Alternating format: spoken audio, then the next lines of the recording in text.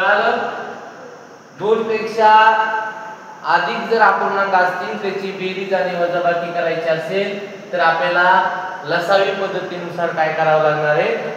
लसावी काढून त्या दोन पेक्षा जास्त अपूर्णांकाची वजाबाकी बेरीज करायची आहे. बरोबर आहे? इथं तिरपा गुणाकार करायची गरज नाही. केला तरी काय म्हणजे हरकत नाही, कारण ते उत्तर बरोबर येणारच आहे. पण लवकरात लवकर जर उत्तर काढायचं असेल तर आपल्याला लसावी पद्धत काढावं लागणार आहे. त्यावरच गणित आपल्याला ते सुटणार आहे. लक्षात आलं? आता बघितलं आपण दोन अपूर्णांकाची वजाबाकी बेरीज, तीन अपूर्णांकाची वजाबाकी बेरीज कशी करायची? लसावी पद्धतीने करायची. दोन अपूर्णांकाची वजाबाकी बेरीज करताना अगोदर बघायचं पाया समान आहे का. पाया समान असेल तर अंश अंशाची बेरीज वजाबाकी करायची. जर पाया समान नसेल दोन अपूर्णांकाचा तिरका गुणाकार करायचा आणि मग त्याची वजाबाकी बेरीज करायची. आणि दोन पेक्षा जास्त अपूर्णांक असतील तर त्यावेळेस त्या सगळ्यांचा लसावी बघायचा. लसावी काढून त्या ठिकाणी अंश अंशाची बेरीज वजाबाकी करायची. लसावी कसा काढायचा मी सांगितलं तुम्हाला. आता आपण शिकणार आहोत तर अपूर्णांकाचा गुणाकार. लक्षात घ्या, अपूर्णांकाचा गुणाकार करताना फार सोपा आहे. दोन अपूर्णांक असतील, तीन अपूर्णांक असतील किंवा चार अपूर्णांक असतील, त्याचा गुणाकार जर आपल्याला विचारला तर काय करायचंय? गुणाकार म्हटल्याच्या नंतर दोन अपूर्णांकाचा अंश अंशाचा गुणाकार होतो आणि छेदाछेदाचा गुणाकार होत असतो. पण इथं एक सोपं आपल्याला आहे. लक्षात घ्या, ज्यावेळेस दोन पेक्षा जास्त अपूर्णांक असतील त्यांचा गुणाकार करा म्हणत असतील तर आपण एक लक्षात घ्यायचं, काटाकाटी होते का? जर काटाकाटी होत असेल तर ती काटाकाटी करून त्याला संक्षिप्त रूप आपल्याला द्यावं लागणार आहे. कारण का काटाकाटी केल्याने काय होते? संक्षिप्त रूप मिळते, म्हणजे लहान संख्या मिळते. आणि लहान संख्या मिळाली की आपल्याला गणित करायला सोपं आहे. कळालं का? म्हणून असं एखादं गणित घेऊ आपण. तर लक्षात घ्या, अगोदर लहान गणित घेऊ. 9/5 गुणिले 7/3. आता लक्षात घ्या, दोन संख्या दिलेल्या आहेत, दोन अपूर्णांक दिलेत, गुणाकार करा म्हणाले. मग आपल्याला गुणाकार करताना असा नियम माहिती आहे, इथं तिरपा गुणाकार करून जमन का? नाही जमणार, करायची गरज नाही. कारण दोन अपूर्णांकाचा गुणाकार करताना अंश अंशाचा गुणाकार करावा लागतो आणि छेदाछेदाचा गुणाकार करावा लागतो. 9 गुणिले 7 छेदस्थानी 5 गुणिले 3 बरोबर 9 7 9 63 छेदस्थानी 5 3 15. हे अपूर्णांकाचं गुणाकार करताना इतकं सोपं आहे, याच्यापेक्षा दुसरं काही सोपं नाही. बेरीज वजाबाकी करताना तरी आपल्याला तिरपा गुणाकार करावा लागणार आहे. भागाकार करताना आपल्याला दुसरा अपूर्णांकाचा जो काही छेद आहे ते अंशामध्ये टाकावं लागणार आहे. तिथं तरी थोडं तरी वेगळं आहे. पण गुणाकार म्हटलं की बाबा अंश अंशाचा गुणाकार, छेदाछेदाचा गुणाकार. बरोबर आहे? इतका सोपा आहे.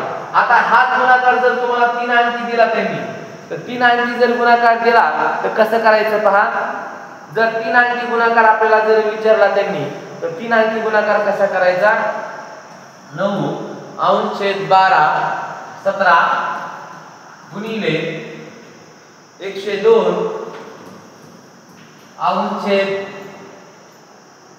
21 गुणिले 1/3.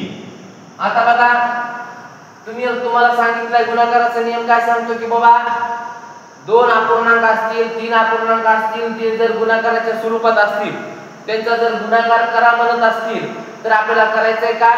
अंश अंशाचा गुणाकार करायचा आहे. बरोबर आहे? आणि छेदाछेदाचा गुणाकार करायचा आहे. बऱ्याच विद्यार्थ्यांची अडचण ही असती, एक अंकी संख्या जर आली तर गुणाकार करता येईल. जर अंश अंशाला जर अशा 3 अंकी संख्या असेल, 2 अंकी संख्या असेल तर आपल्याला असा गुणाकार करावा लागतो कधी कधी, आहे की नाही? गुणिले असा गुणाकार करावा लागला असता आपल्याला. इथं जर आणखी 2 संख्या असतील मग किती लहान गुणाकार जाते, आहे की नाही? आपल्याला ते लहानपणीचा गुणाकार आठवतो. बरोबर आहे? मग इतका वेळ लागल्यास आपली पेपर कसं सुटायचं? म्हणून आपल्याला काय करावं लागणार आहे? तर अशा पद्धतीने आपल्याला जर गणित दिलं असेल, अंश अंशाचा गुणाकार करत बसले तर ते पण उत्तर बरोबर आहे. छेदाचा जर छेदस्थानीचा जर गुणाकार केला ते बरोबर आहे. पण एवढा वेळ नाहीये. आपल्याला पाढे किमान 15-20 पर्यंत तरी पाहिजेत पाठ, बरोबर आहे. ते जर पाठ झाले तर आपल्याला आणखी सोपं होते. बघा काटाकाटी करायची, 2 अपूर्णांक असतील, 2 पेक्षा जास्त अपूर्णांक असतील आणि त्याचा जर गुणाकार करा म्हणत असतील तर त्या ठिकाणी काय करायचं, शक्यतो काटाकाटी होत असेल तर अगोदर काटाकाटी करून घ्यायची आणि काटाकाटी करून घेतली की अंश अंशाचा गुणाकार आणि छेदा छेदाचा गुणाकार, एवढं सोपं आहे. बघा अगोदर काटाकाटी होते का, पाढे पाठ आहेत का, 17चा पाढा पाठ आहे का, 17च्या पाढ्यात 102 आहेत बघा.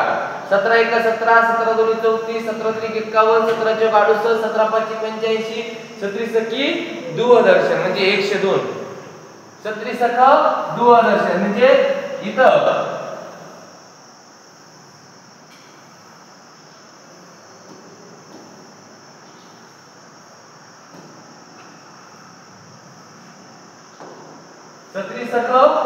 दूरदर्शन 17 लक्षात आलं गेला का बघा. हा परत आणखी जाते का बघा, 3 × 1 = 3, 3 × 1 = 3, 3 × 3 = 9 आलं का. परत 3 × 1 = 3, 3 × 7 = 7. आता राहिले कोणते अंक, तर राहिले बघा इकडे अंक तुम्हाला सांगतो, 1 × 6 × 1 छेदस्थानी 1 × 6 × 1 दिसतंय का तिथं पलीकड, त्याच्यात दिसायले का. तर बरोबर 6 × 1 = 6, 6 × 1 = 6, 7. किती लवकर गणित सुटले. काटाकाटी केल्यामुळे एवढं गणित सोपं झालं आपल्याला, झालं का नाही. किती सोपं गणित, खूप सोपं गणित झालंय. आता आणखीन एक गणित याच्यावर मी तुम्हाला देतो, हे लिहून घ्या. काटाकाटी केल्यामुळे जे काही गणित संख्या लांब होत जाणार आहे, लांबत ती कमी होणार आहे. म्हणून हा प्रकार फार सोपा आहे. अगोदर 2 पेक्षा जास्त अपूर्णांक असतील, ते गुणाकाराच्या स्वरूपात असतील आणि त्याची जर काटाकाटी होत असेल तर काटाकाटी अशी करायची, त्याला संक्षिप्त रूप द्यायचं आणि संक्षिप्त रूप देऊन मग अंश अंशाचा गुणाकार आणि छेदाछेद आपण केला का नाही. एक जरी राहिली तरी आपण एक केला का नाही, अंश अंशाचाच करायचा शेवटला राहिल्याच्या नंतर. आता त्याचप्रमाणे आणखीन एक घेऊ आपण. हे झालं का.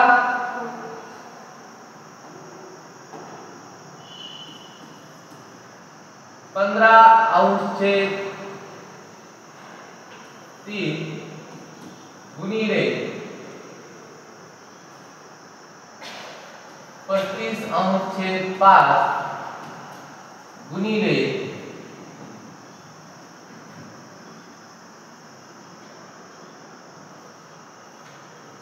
100/10.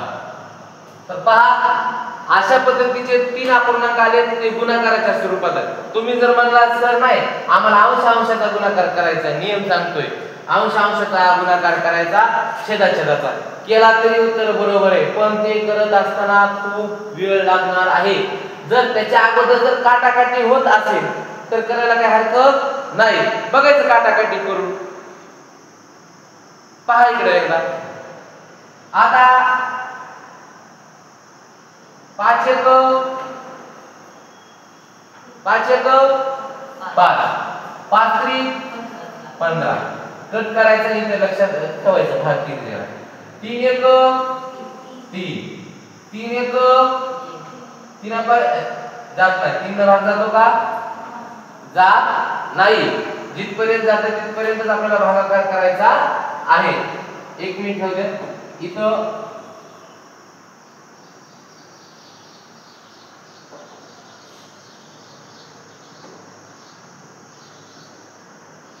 दहा होते ना, 10 तर आता होती का कुठं काटाकाटी, होती का काटाकाटी, नाही होत. तर मग आता अंश अंशाचा गुणाकार करू. किती बोलले इथं 3 बरोबर आहे, गुणिले 1 गुणिले 100 छेदस्थानी इथं 1 3 आहे तिथं बरोबर आहे.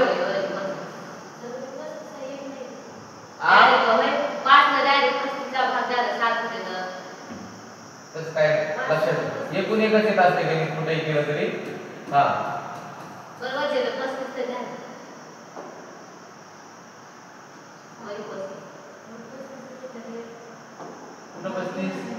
पस्तीस आहे तिथं. हा, तर आता गणित करा तुम्ही. हे शून्य कटला, शून्य कट झाला.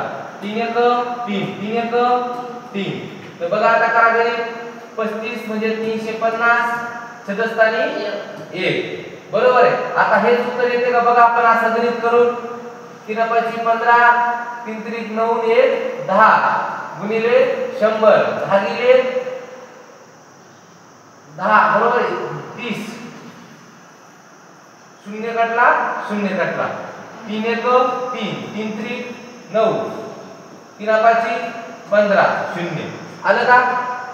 लक्षात आलं का? असा जरी आपण गुणाकार केला असता अंश अंश स्थानीचा तरी उत्तर तेच मिळाले, आणि जर काटाकाटी केली तरी उत्तर आपल्याला तेच मिळाले. काटाकाटी केल्यामुळे संक्षिप्त रूप लहानात लहान संख्या झाली आणि लवकरात लवकर गणित सुटते आपल्याला. बरोबर आहे. झालं का? आता याच्यानंतर आपण घेणार आहोत भागाकार. गुणाकार बस झाला का? द्यायचा. भागाकार घ्या.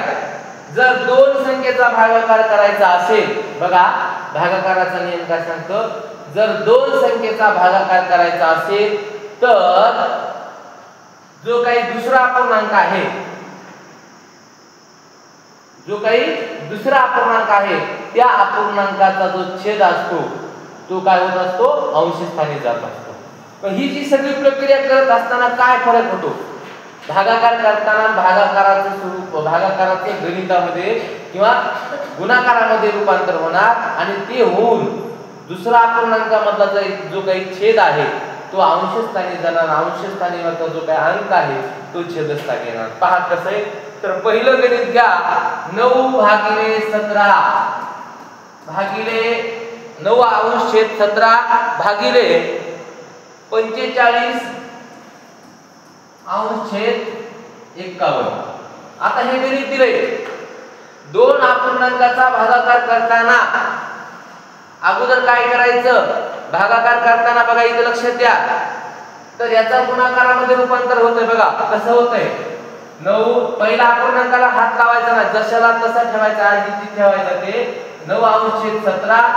इथं भागाकार करताना इथं गुणाकार होणार आणि हे जो काही अपूर्णांक आहे ह्या अपूर्णांकामधला जो छेद आहे तो अंशस्थानी जाणार आणि जो अंशस्थानीचा अंक आहे तो छेदस्थानी येणार. मग आता आपल्याला हे भागाकार करताना हे गुणाकाराचं गणित आपल्या समोर आलं आणि हे आपण काढले का नाही? आता काटाकाटी होते का बघा. अंश अंशाचा गुणाकार केला तरी बरोबर आहे आणि छेदस्थानीचा गुणाकार केला तरी बरोबर आहे. पण पाडे पाठ नसतील ना बऱ्याच जणाला. मग त्यांनी काय करायचं? काटाकाटी करायची. 17 त्रिक 9 1 9 5. मला सांगा आता उत्तर किती आलं? 3 अंश छेद 5. आलं का नाही? अशा पद्धतीनं भागाकार करताना आपण काय केलं बघा. इथं काय केलं हे नीट लक्षात घ्या. दोन अपूर्णांकाचा भागाकार होता. मग त्याच्यानंतर आपण काय केलं? पहिला अपूर्णांक तसा घेतला आणि भागाकाराच्या ऐवजी पुन्हा कोणतं चिन्ह दिलं? गुणाकाराचं चिन्ह दिलं. आणि इथं काय केलंय मी? इथं काय केलंय? 51 जे वरी छेदस्थानी अंश छेदस्थानी होते ते इथं वरी घेऊन गेलो आहे का नाही. आणि वरचे जे 45 आहेत ते मी खाली आलो, कारण त्याला म्हणतात गुणाकार व्यस्त आहे की नाही.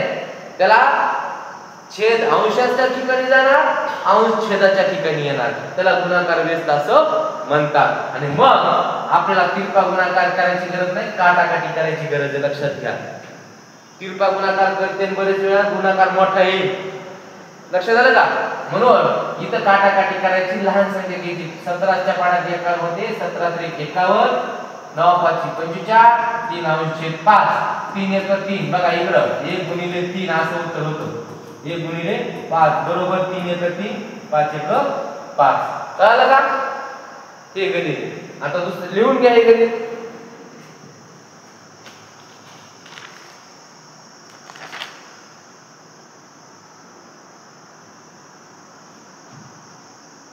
आता आणखीन एक गणित देतो मी तुम्हाला, करा.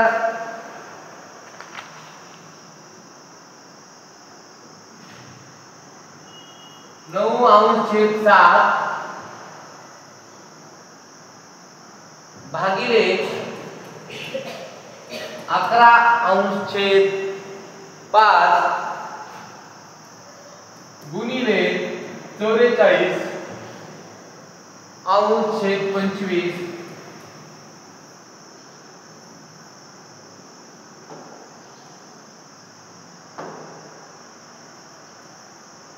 त्याच्यानंतर भागिले 18 अंश छेद 21 हे गणित बघा आता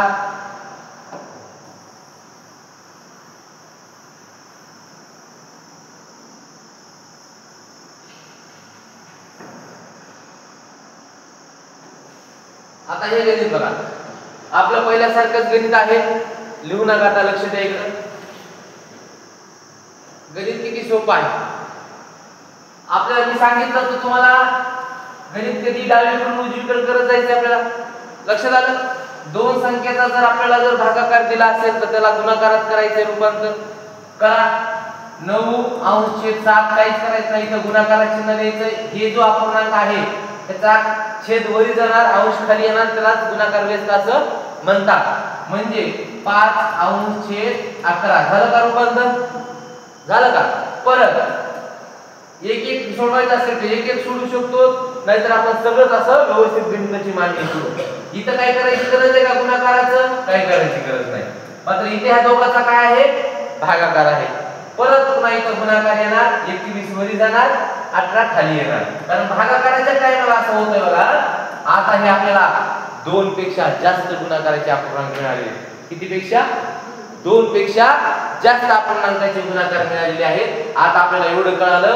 की जर 2 पेक्षा जास्त अपूर्णांक जर गुणाकारात असेल तर त्याची काटाकाटी करायची अंश अंशाचा गुणाकार करत बसलो तर खूप आपल्याला गुणाकार करावा लागेल खूप ठीक आहे ना पुन्हा छेदाचा गुणाकार करावा लागेल मग त्याला भागाकार करावा लागेल तेवढ्या म्हणजे गोंधळात जाऊस तर आपण काय करू काटाकाटी करू आता बघायचं काटाकाटी ते फार सोपी आहे 11 1 11 चौक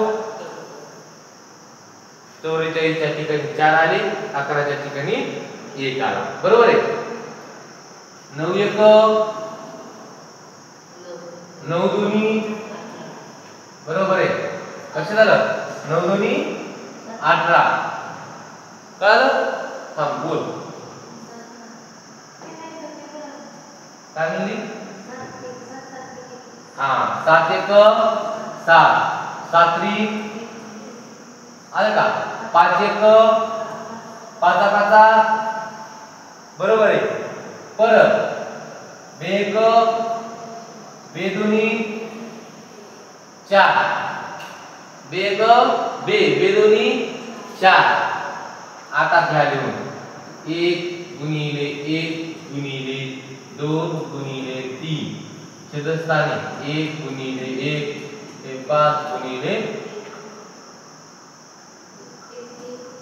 3 2 6 5 1 5 हे त्याचं उत्तर आलेलं आहे बरोबर आहे किती सोपं झालं गणित हे काटाकाटीमुळे थोडा भागाकाराचा सराव करा येत नसेल तर 2 चे असे भागाकार करायचे घरी बसल्या बसल्या काही लाज नाही त्याच्यात असे जरी भागाकार करत बसला तर तुम्हाला लहान मुलांनी वजाबाकी सुद्धा शिका गुणाकार शिका याचा सराव करा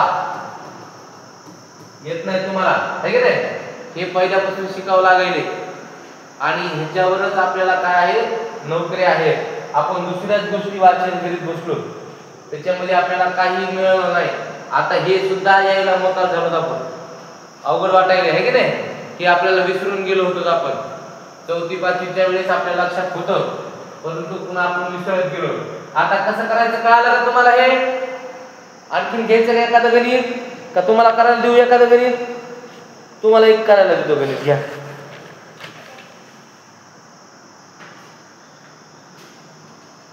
मी ठेवू का असं बघू करता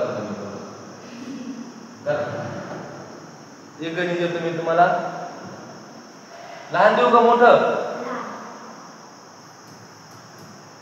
15 अंश छेद 16 भागिले -19 96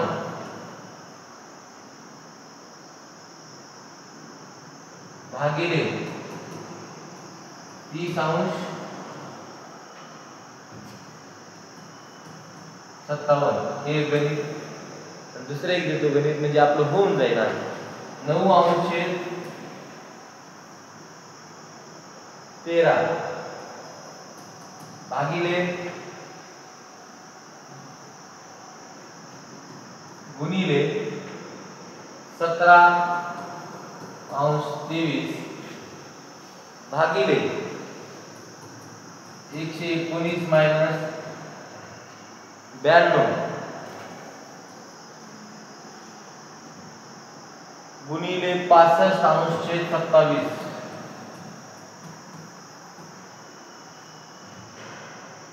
भागिले -20 छेदस्थानी 21. हे गणित करून दाखवा मला.